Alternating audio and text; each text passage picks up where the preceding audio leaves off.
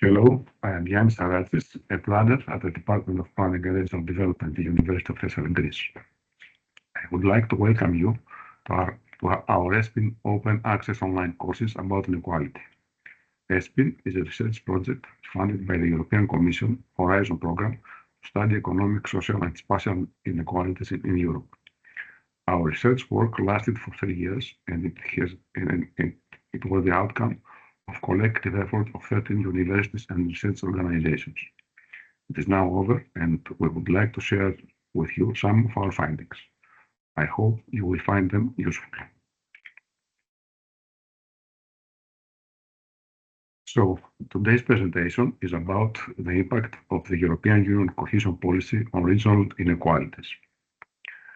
As I said before, the ESSPIN project is funded by the European Union Horizon Programme, and the research team consists of 13 different research units and universities. And here you see the research team. So, at first, I would like to give you some of the research questions where I'm going to present you. We try to investigate 3 different aspects that have not received much focus on current bibliography. First, we examine the impact of the European Union Cohesion Policy on 3 types of inequality that may be related to each other: within country regional inequalities, between countries inequalities, and within countries income inequalities. Second, we examine what policy tools is more likely to reduce spatial inequalities or income inequalities. These policy tools are to some extent related to pre-market, in-market, or post-market policies and help identify which mix is more likely to reduce different types of inequalities in different spatial contexts. Third, we examine whether administrative efficiency and the absorbing capacity of managing authorities at the national or regional level affect the effectiveness of the European Union cohesion policy to reduce inequalities. Some words about cohesion policy. European Union is committed to minimize regional inequalities and uses specific policy tools at a significant percent of its budget. The European Treaty has a specific article about the cohesion policy. Cohesion policy has become, over time, the biggest part of the multi-annual financial framework, but also covers other priorities like competitiveness and environmental protection. There is no clear evidence of cohesion policy's effectiveness over time in the primary goal of spatial cohesion, whatever that means, whatever spatial cohesion means. There's a lot of bibliography on it. Inequalities remain a major problem, giving fuel to other issues like discontent or Euroscepticism or other problems. Some continuing about cohesion policy. In the 1957-1944 period, 74 period, the concern of the European Union on the development of less developed areas was covered by financing actions to stimulate employment through funding from the European Social Fund and by financing development initiatives through the granted loans from the European Investment Bank. Countries gave a specific list of projects that they wanted to fund from the European funding, and the European Commission accepted that list, and the countries proceeded to the projects, to finance the project. After 1974 and the establishment of the European Regional Development Fund, the European funding come as a complementary to national regional aid schemes, and gradually there is a necessity of specific programs for the implementation of the development interventions. This means that the countries have not to give just a list of projects, but to give specific development goals for each region and what are the expected effects of the proposed projects. Cohesion policy on its current form begins in 1989 after the Single European Area, Single European Market Treaty, and the consensus that these treaties would bring differentiated spatial effects on different countries and regions. And in this period, in 1989, European Union was expanded from the 6 first member states to 12 member states in 1989, and after a few years in 15 member states. And in 2004, European Union became a union of 25 countries. And in the following years, as you all know, European Union had 28 countries. And of course, after the Brexit, now we have 27.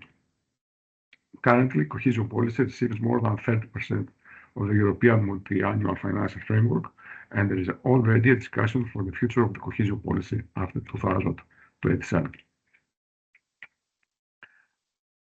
In the first 3 programming periods, 1989, 1993, 1994, 1999, and 2006, the objectives of the cohesion policy were targeted to less developed areas, and about 50% of the total population of European Union is eligible for funding. In 1989-1993 programming period, funding is less than 70 billion euros.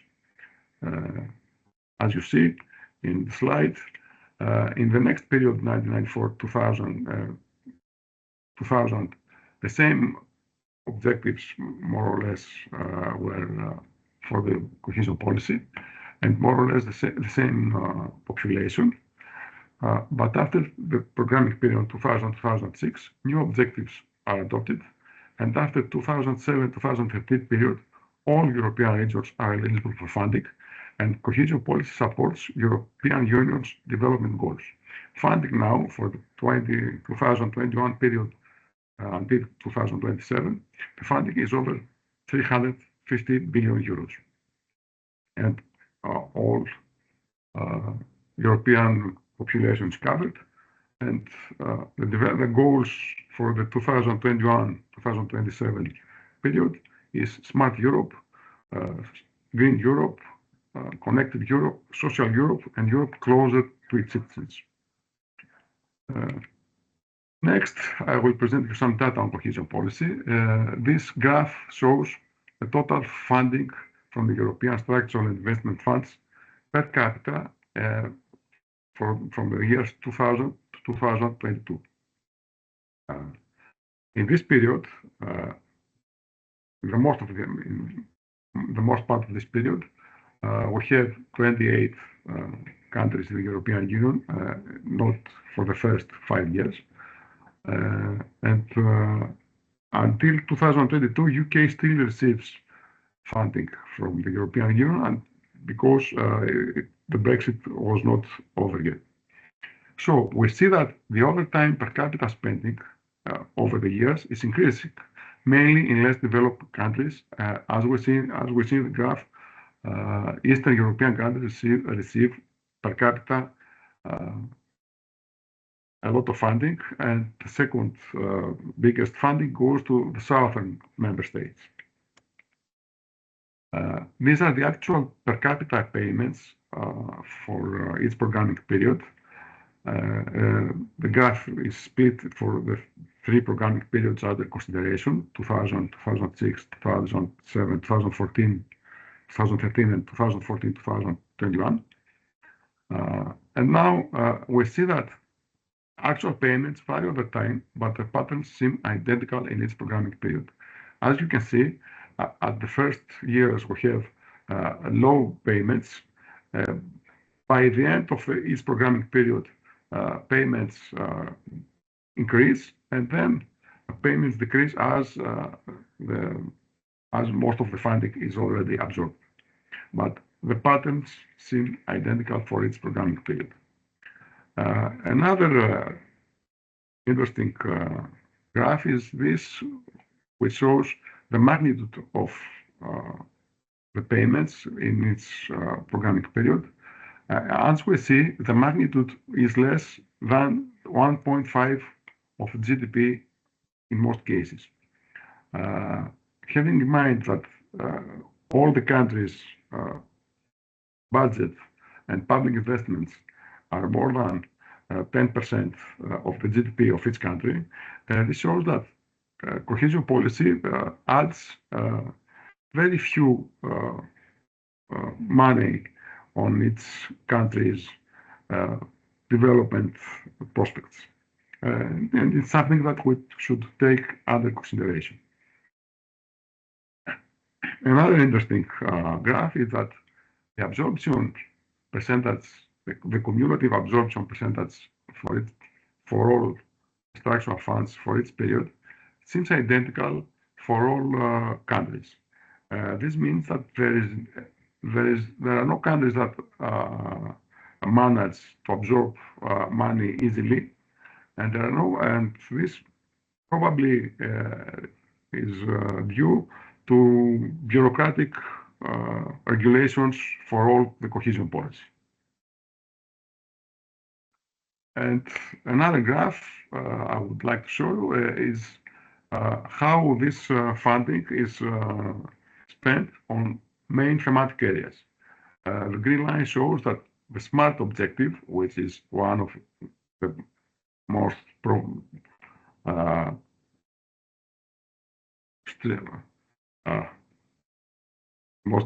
funded objects, is less than 1/5 of the payments. SMART objective is the one that tries to enhance European competitiveness. Now, a few words about what the bibliography has found about the impact of the European Union cohesion policy. As you can see, there are many studies trying to figure out what is the impact of the European Union cohesion policy, discussing about several aspects of the implementation of cohesion policy or the conditions in the countries. As we can see, different studies find different focus on different aspects of this. Some studies focus on the commitment axis, the policy mix of the cohesion policy. And of course, they found that the impact of the cohesion policy is conditioned on the commitment axis, on what kind of policies and projects is funded for each country. The funding intensity is another conditioning factor, meaning that the focus of the funds on specific kind of projects is another factor that affects the impact of the policy. Of course, geography, human capital, institutional quality, the openness of the economy, and the territorial capital of each country, of each region, affect the impact of the European Union cohesion policy. This gives us some ideas what to study, and what are we going to try to figure out for all the period that we are that we are going to study in this project. And as we see, results vary depending on the period, countries, or regions, and interventions under study. Each study here in this slide, we show that the impact of the European Union cohesion policy on regional convergence. Convergence is another way to figure out if inequalities minimize, because if we have convergence between richer and poorer countries, this means that inequalities somehow are minimized or declined. And as you see here, several studies find different results. We have sometimes positive impacts, negative impacts, or neutral impacts. We have impacts conditioned on institutional quality or funding intensity, but the results vary depending on the period or the countries or regions or the interventions under study, because all of these studies are not for the whole European Union for a big for the same time period and so on. The first thing we want to find, so we focused on, is whether trade differences have different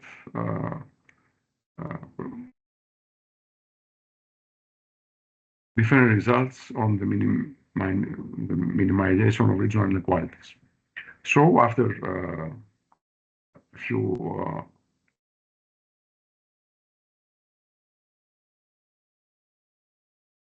calculations with these equations here, we've concluded that if we take in mind trade patterns, we find as a result that core periphery international trade relations imply that the own and cross-public spending multipliers are greater in more advanced countries.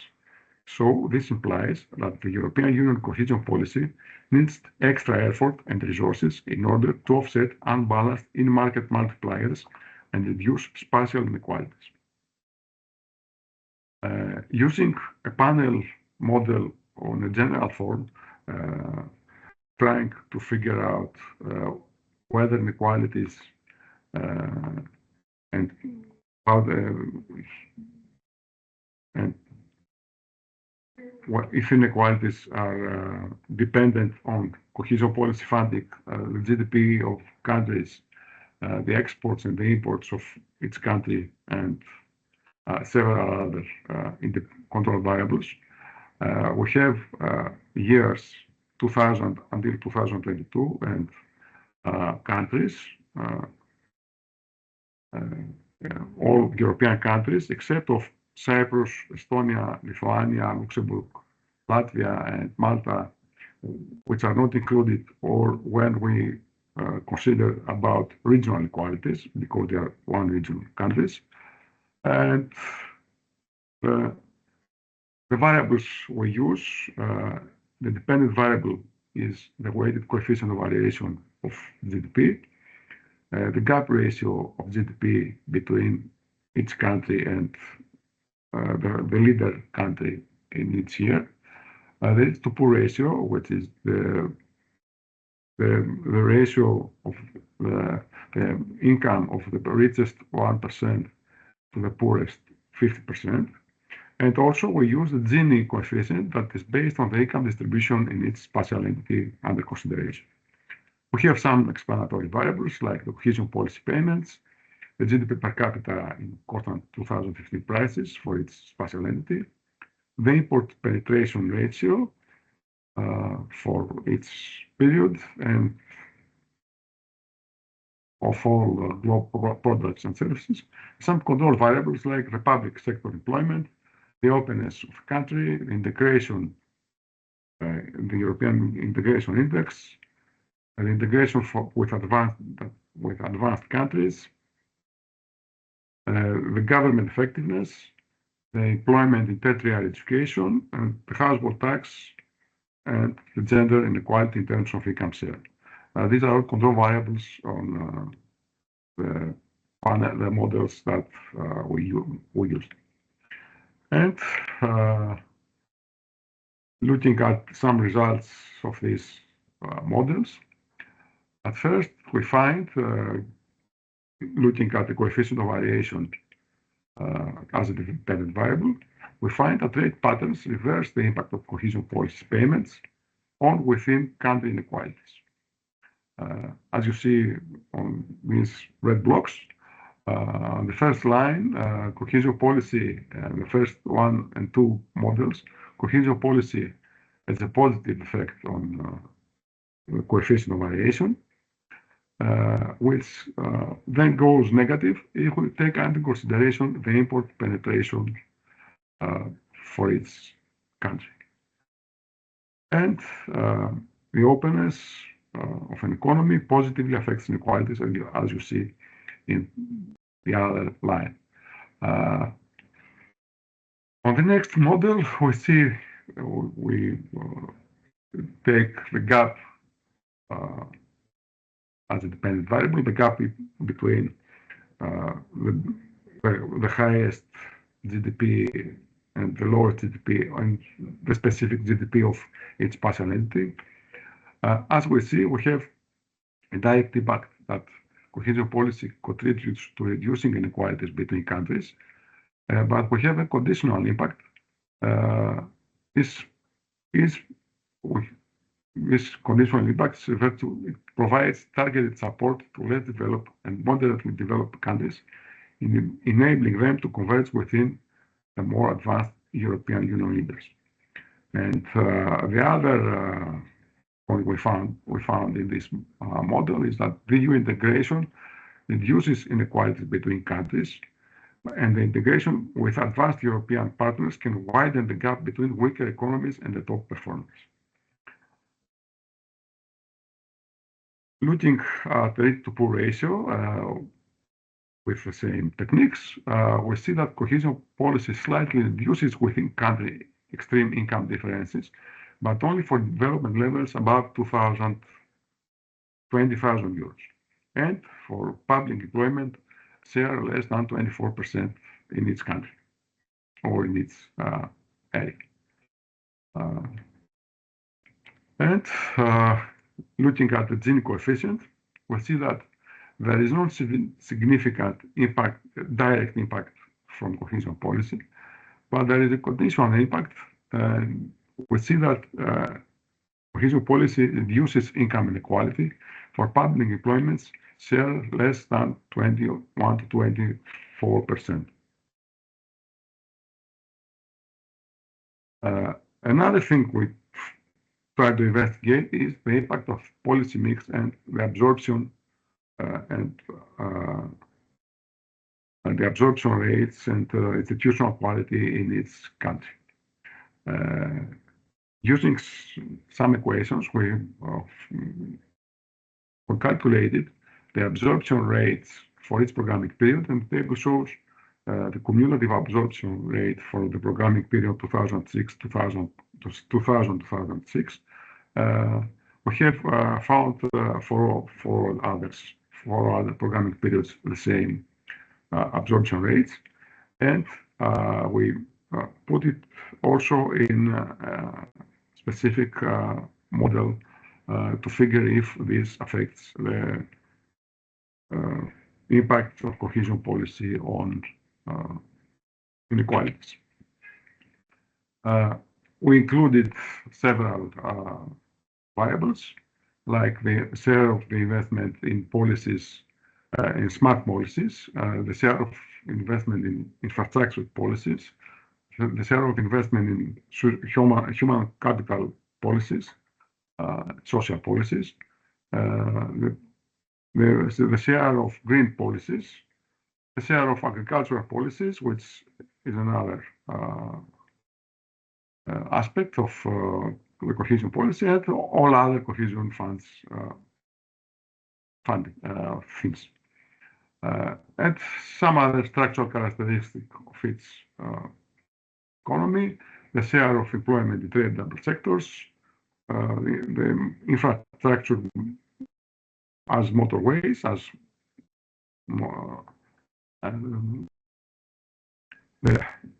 the tertiary sector, the tertiary education rates in employment, the ratio of CO2 emissions, agricultural cross value added, and corruption index. And also we have calculated the population share eligible for each period in Objective 1 regions, and also the absorption rate for each programming period.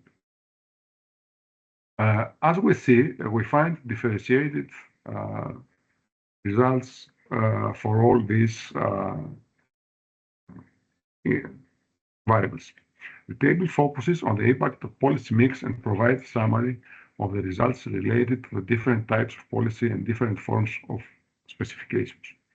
As we see, for example, the investment share, the share funding that goes to smart policies gives differentiated results in its index. It gives positive results to the coefficient of variation, but negative results on the gap index. Also, the infrastructure share gives negative results to the coefficient of variation, positive results to the gap index, and so on. Continuing the same table, the impact, as we can see, can be linear or non-linear with an optimal point or conditional under some conditionalities, and the outcomes depend on the level of development, the structural and institutional factors of each spatial entity, human capital, infrastructure, and institutions. Of course, the presence of objective origins in each country, and the administrative capacity of the managing authorities. Discussing on the global results, we found first, we find that the evidence indicates that trade imbalances reduce directly or indirectly the effectiveness of the European cohesion policy at the spatial, within countries, and between countries level. The European Union cohesion policy may not be able to reduce internal or external inequalities in countries where import penetration and demand linkages are high and public investment multipliers are low. The European Union cohesion policy needs to be supported by a shift in economic policies in the advanced countries. This shift would boost domestic demand and reduce excessive trade surpluses with the other European Union countries as part of a new growth strategy that is not based exclusively on foreign demand. The process of European integration appears to have diverse effects on inequality along geographical and developmental lines. Although the single European market provides benefits to all, periphery trade may not be that friendly to the weaker economies that experience pressure in the domestic markets and sometimes resort to defensive or sheltered specializations. It is interesting to note that the European Union cohesion policy might be more successful in reducing inequalities between countries rather than inequalities within countries. The available evidence suggests that the European Union cohesion policy in countries with low to modest levels of development supports them to converge to the more advanced European counterparts. Paradoxically, although the design of the European cohesion policy is based on the needs and the realities of the regions, it appears to have a more robust impact and fewer conditionalities at higher levels of aggregation at the country level. Second, the evidence suggests that different types of inequality may be related and fit each other.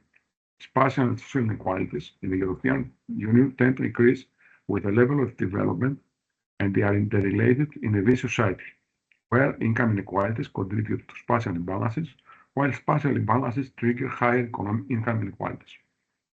On the other hand, the catching up of some countries, mostly new member states, towards the European average level of development has taken place primarily through the development of the metropolitan or western regions that has increased dramatically internal spatial and income inequalities.